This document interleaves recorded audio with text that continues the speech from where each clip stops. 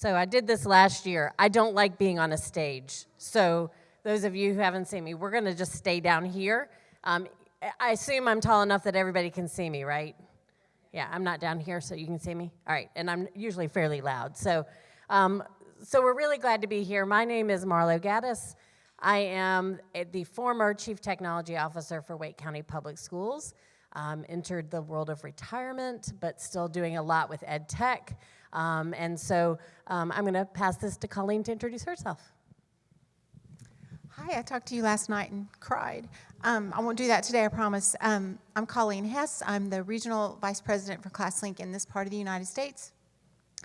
I started with technology in 1988. Yes, that's true. In the classroom, my principal came down and said, Miss Hess, we got our computers, and for next year, I want you to be our computer teacher. I was like, no. But he did that, and it just lit a fire in me, and I've done it ever since. I left the classroom in '95 and went to work for Apple, and then just a couple of other companies, and have been with ClassLink for 7 years. So ed tech is my passion, along with many others, but here's Marlo. All right, so before I get started, the temptation right now is you have hummus and food and pretzels with chocolate and caffeine, and you are digging into your food right now. And so I appreciate that. I wolfed down the chocolate pretzels, which were amazing, and a few carrots to balance. But here's what I'm going to ask you. It is very difficult as a technology leader today to make progress because everybody relegates technology to their own lane. I had a superintendent once tell me that technology is the black box. Nobody cares if it works until it doesn't. All right? So what I'm here to tell you is, and if you want to hear my whole reasoning why, I don't have that time today. But right now, in this day and age, with things like cybersecurity and AI, which I'm happy to talk to you about any time of the day, it is now everybody's business to at least be knowledgeable in the issues around technology. And so I'm going to just ask you to bear with me for, it's not a long slide deck, and for those of you who've been here before, I used some of the same slides as last year. But we're going to talk a little bit about cybersecurity. So I appreciated the Ed Elements conversation about data and making decisions based on data. And so we're going to show you a couple reports, and when you get this, everything is linked as well, so you can go into any of the reports, and we're going to go through. But we'll look at the state EdTech Trends report. We're also going to look at CoSN's State of Leadership report, and I'm one of the CoSN board members, and I really appreciate this, and I'll talk a little bit more about that as well, and as well as Microsoft's Security Intelligence reports. So I'm going to start with Microsoft, and I want you to take a look at this. I know those of you in the back may be having a hard time seeing. The only thing you need to know is that first line. So when we talk about the most affected industries around cybersecurity and malware, education is the #1 current industry being affected. Friends, if your district has not already been hit, it's coming. I just am super thankful. I think I said this last year. I left before I had an incident, and I am still knocking on wood, and I'm very thankful of that. Right? But when we look at this, especially during COVID, this became an issue, and it became a growing issue. Just so curious, how many of you have had a cybersecurity incident? All right, so a few of you. All right. You can talk to them about how fun that was later on. The State EdTech Trends report talks a little bit about how we fund cybersecurity, because right now we're not really funding cybersecurity. I bet if I asked for my friends who are superintendents in this room, if I were to ask you how much money you're spending on cybersecurity, many of you probably wouldn't know the answer to that. But only 6% said their states are providing ample funding for cybersecurity. Then you look at 37%. I'm lucky in North Carolina, our state does provide cybersecurity tools for us. And then 57% of folks state that the state does not provide much at all for cybersecurity. CoSN's State of Ed Tech Leadership. So the great thing about this is CoSN goes out and they survey all of the tech leaders across the country, and we go through this. Now, I'm actually going to step on the stage for 1 minute because I'm a former kindergarten, first grade teacher, and I feel like I have to point to show you what you need. So I'm going to come up here. So I want you to see, I'm going to have you read this backwards. So on the right side, you have 2013. And the number 1, 2, 3, 4, and 5 are here. And when you look at where those fall in the 2023 and what the new 1 through 5 are, cybersecurity is at the top. So many of the things we were talking about 10 years ago, we're not even having conversations about anymore. Mobile learning specifically because COVID, right? It's not even an issue anymore. But when we think about this, we have to look at what are the new trends. So again, superintendents, curriculum leaders, special education folks, operation folks in here, you need to understand what the trends are and where they're coming from and why, because they're going to affect your area of work at any given time. My guess is my friends who are solution providers in this room are very aware because their companies are probably giving them the same data regularly. So it's not if, it's when. Right? So as a district, it is super important that you're coming up with mitigation strategies. And that's around your systems, your processes, and your people. Anybody ever had gone to find something to be fixed and, oh, that person's on vacation, so it's going to take a couple weeks to get back to you because the only person who can do that is at the beach for the week, right?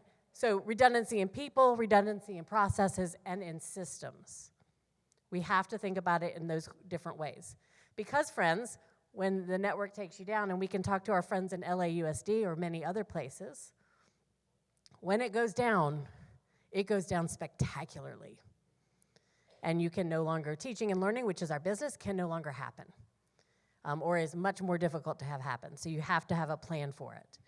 It's kind of like when I was teaching, and this will show my age too, we had the overhead projectors. Anybody ever get observed when the overhead projector bulb blew? Every friggin' time, yes, right? So when we think about that, you have to have an idea of what Plan B is going to be at all times. So last year, I talked about cyber wellness, and I appreciated all the people, and I will not call names, of the people who came up to me and said, "You mean I cannot use the same password for all of my stuff?" And I said, "No, friends, you can't." Right? But when we think about wellness, and we're all doing great things, I've heard lots of stories about the great classes you've been taking.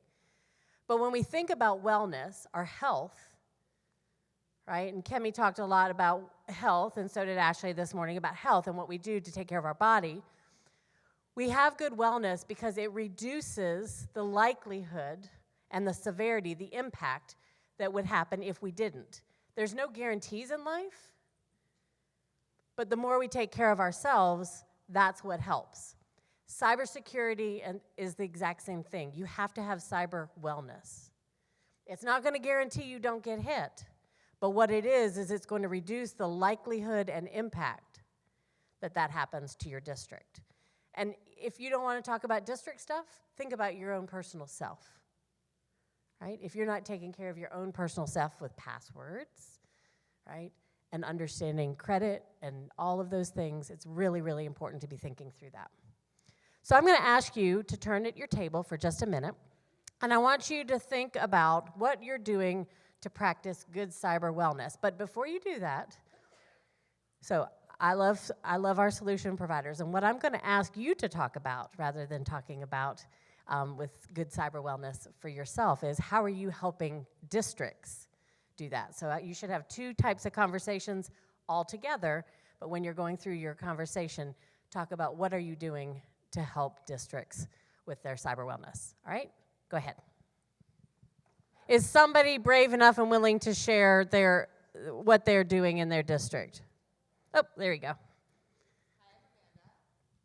Hi, Amanda. I use the same password for everything, so I will be not doing that. But, I'm sure all of you have like two-step authentication, or a lot of you have that. So I think that's, one piece. But it's kind of silly, but something that we've moved to in our inner cabinet is not texting each other. We all know we have those texts, even like did she just say that at the board meeting?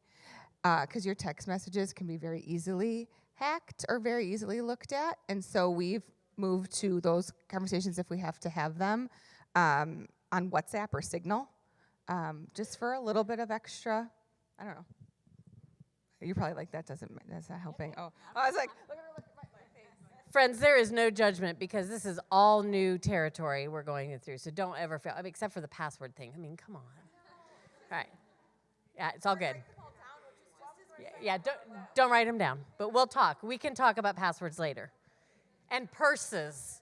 We can talk about purses too. You're welcome. Yeah, it's not pocketbooks. All right, one more person to share. I know. Yes, ma'am. Hi, I'm Melissa from El Segundo, and we have actually contracted our data center with an outside agency, Evocative, and we actually have it in 2 places. So they have amazing systems and securities in place, and it's been a tremendous investment, but probably the best one you could ever make. Yep, a good tech person is hard to find, so if you need help with that, let me know. I'm happy to help you with that. All right, I'm going to turn this over to my incredible partner, Colleen, and she's going to share a little bit about some of the work that ClassLink is doing, has been a part of, that is really helpful for everybody. So I was thinking and writing during Carrie's presentation about literacy and how passionate we all feel about that. That's an intrinsic passion for those of us in education. And even when Christy was talking about their Cisco project and building, even that is intrinsic because it's black and white. We can see it. We can see the progress. We can feel the good it's doing. I am challenging you to have that intrinsic passion about data security and privacy. But actually, I say that in jest, but I mean it wholeheartedly because it starts with you. It starts at the top, like everything good that happens in a school district or a school community, and then it needs to filter down to your building leaders, and ultimately, it needs to filter down to your classroom leaders, and they are the challenge. They don't have time to think about it. It's not relevant to what they're doing at the moment, but when their paycheck can't be delivered on the second pay period of the month, that's when they care. Or even parents, and our parents are concerned about some things that they have no business being concerned about. But they are right to be concerned about their students' data privacy. So we've created this in conjunction with other K-12 business leaders, this cybersecurity rubric for education. Some states have very, very strict regulations that technology leaders and districts are held to a standard. And some states have 0, and that's where it's kind of that gray area. Where do we go? What do we do? Well, we have this free resource that's very, very in-depth and follows every letter of the law of data security and privacy for your students, your faculty, your staff, and even your parents that you may have in your system. So take advantage of it. It's all there. And it's something that we kind of drew from with this National Institute of Standards and Technology, NIST, that what they did was crosswalk all of the standards in different business areas, in different enterprise systems, and brought it into one place where you can choose. You go to their website, you choose academia, and there's everything that you and your leadership need to do. And I'm not saying this to put unnatural fear in you, but there's a big target for education. You saw that graph, and there's a bar for every target, right? Every district falls in. You think about the Target store target, because we all love Target. That bullseye is for small districts because they know that small districts, people are doing 5 jobs. So make sure if you're in a smaller district that the person over your technology and you and other leaders are making sure that they're looking at these two resources, the one that NIST provides and the one that we've provided. These are the things that are most important. You've got to be able to identify the risks. In every size district, there's risk.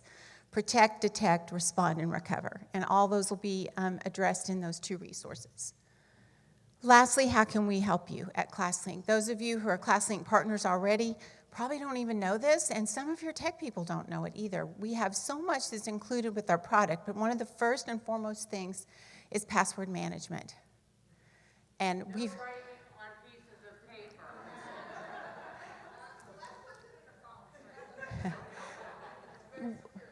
You can force your users, faculty, staff, students, even parents, if you're using our parent portal, to be secure with what they're doing on your system. And that is especially by making them create secure passwords by the regulations that you set in the district, and we automatically make them do that. Set up password recovery so they don't have to call your help desk, and also set up multi-factor authentication, which we all hate to do, because then it really takes away the beauty of single sign-on, which is what we love. That's what we created. But now it can't be just that. You've got to have that second level of security, even for students. That's the multi-factor authentication piece. And the last piece is just training and education. And that's what we want to do with that free cybersecurity rubric. And all the details are there. You can have people in your district even become certified by a nominal fee of $99, and then they can get paid to train others in your region or your state or your county, however your state does their districts. And the last thing we do that's not up there is we consult with our districts all the time in things that, and you know this, that we're not responsible for. We help you find those holes where bad actors have gotten in, and then we help you mitigate those risks. And that's not part of our job description, but because we believe in the work you do and we want to keep your people safe, we're invested in that process as well. So with that, we got 5 minutes. No, I already danced today, so it won't be a dance. But I do think one of the things you need to be thinking about regularly is this idea of cyber wellness for yourself, right, as well as for your district. And so I'm going to give you back the 4 minutes and 30 seconds. I know you would. Listen, we were teachers. We know how that works. You get people to like you when you give them time back. Also, if you can pick my name next time, that'd be great. I'll do my best. Thank you so much. Thank you, ladies.